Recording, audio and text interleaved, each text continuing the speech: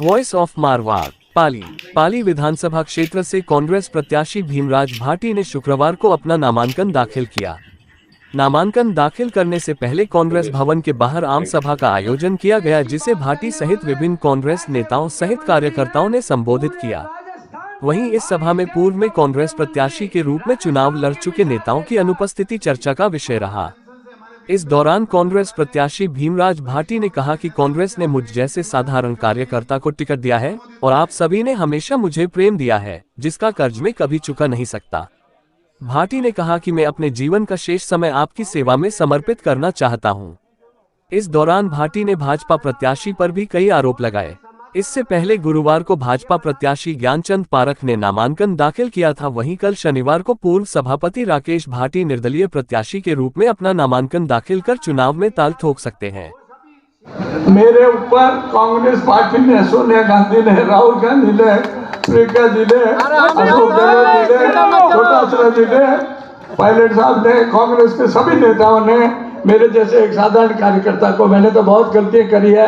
जब भी कोई गलती हुई बड़ी हाईकमान से या किसी से, तो मैंने उस गलती के विरोध में कभी नहीं रखी, कोई कसर नहीं रखी। मैं कांग्रेस छोड़ के कांग्रेस से बाहर आके चुनाव लड़ा और आप लोगों का मेरे ऊपर आशीर्वाद रहा कि मैं उसमें, मेरे को हमेशा आप लोगों ने इतना प्रेम दिया कि मैं उस प्रेम को कभी भुला नहीं सकता।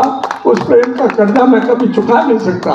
अब मेरे ऊपर कांग्रेस पार्टी ने इतना विश्वास किया है, तो मेरी आपसे हाथ जोड़ के विनती है कि मेहरबानी करके मेरे को कामयाब करके, मैं ये दिखाना चाहता हूँ, मैं पाली का जाया जन्मा हूँ, पाली के बांगड़ स्कूल में पढ़ा हूँ। मेरी ये हार्दिक इच्छा है कि मैं मेरी इस मातृभूमि के लिए, इस जन्मभूमि के लिए और मेरे सब भाइयों के लिए कुछ कर सकूं और आपको दिखा सकूं कि एमएलए क्या चीज होती है और एमएलए क्या कुछ कर सकता है।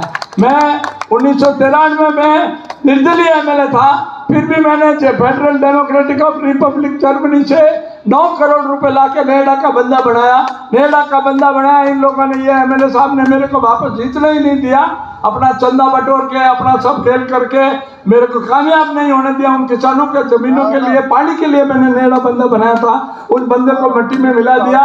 उस बंदे में आज भी प्रदूषण का पानी फैलता है, प्रदूषण का पानी जाके इकट्ठा होता है। किसान भूख हड़ताल करता है, किसानों को उठा के पुलिस ले जाती है।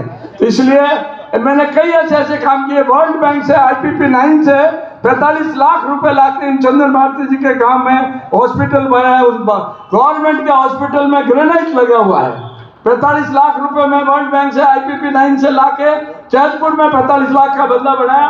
जैतपुर के लोग यहाँ बैठे होंगे, उस गवर्नमेंट के हॉस्पिटल में ग्रेनाइट लगा हुआ है। घर में ग्रेनाइट लगाना संभव नहीं है, लेकिन वहां लगा हुआ है ग्रेनाइट। इसलिए मेरी हार्दिक इच्छा है कि मैं ये मेरे जिंदगी के जो 5 अंतिम साल है वो आपकी सेवा में समर्पित कर सकूं और आपको ये बता सकूं कि एमएलए की क्या पावर होती है। एमएलए का काम गोलियां बांटना, एमएलए का काम खून इधर उधर करना, कुछ करना, वो सब नहीं है। एमएलए बहुत बड़ा आदमी होता है और एमएलए इतना बड़ा आदमी होता है कि इनको खुद को ही पता नहीं है।